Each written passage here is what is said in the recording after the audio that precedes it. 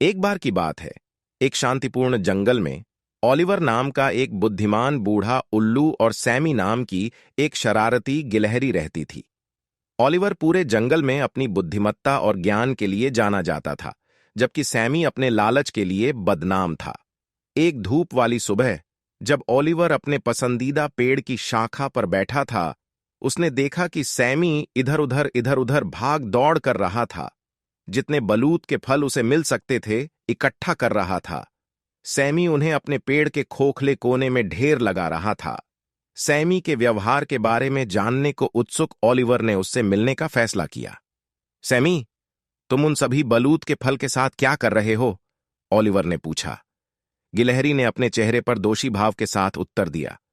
ठीक है ओलिवर, मैंने सुना है कि जल्द ही एक बड़ा तूफान आने वाला है और मैं यह सुनिश्चित करना चाहती हूं कि मेरे पास इससे बचने के लिए पर्याप्त भोजन हो। मैं नहीं चाहती भूखे जाऊं। ओलिवर ने एक सचेत मुस्कान के साथ कहा।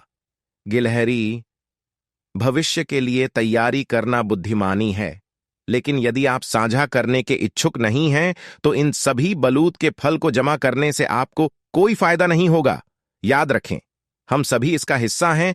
यह वन समुदाय और एक दूसरे की मदद करना महत्वपूर्ण है। गिलहरी एक पल के लिए झिझकी, लेकिन फिर अनिच्छा से सहमत हो गई। उसने अपने कुछ बलूत के फल जंगल के अन्य जानवरों के साथ बांटने का निर्णय लिया। जैसे ही उसने ऐसा किया, उसने उनके चेहरों पर खुशी और कृतज्ञता देखी। समय के साथ गिलहरी ने अपने बलूत के फल बांटना जारी रखा और यहां तक कि जरूरतमंद अन्य जानवरों की भी मदद की।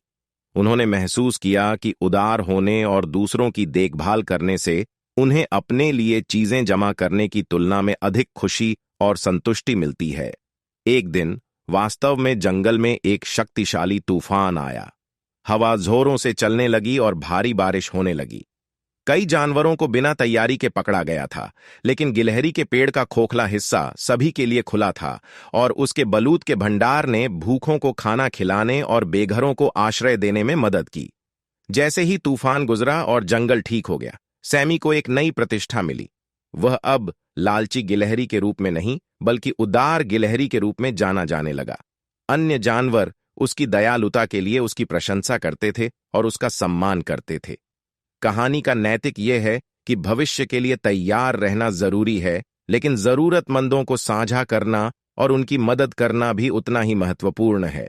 लालची और स्वार्थी होने से अस्थायी संतुष्टि मिल सकती है, लेकिन सच्ची खुशी दयालुता और उदारता के कार्यों से आती है, जैसा कि सैमी ने अंत में पाया।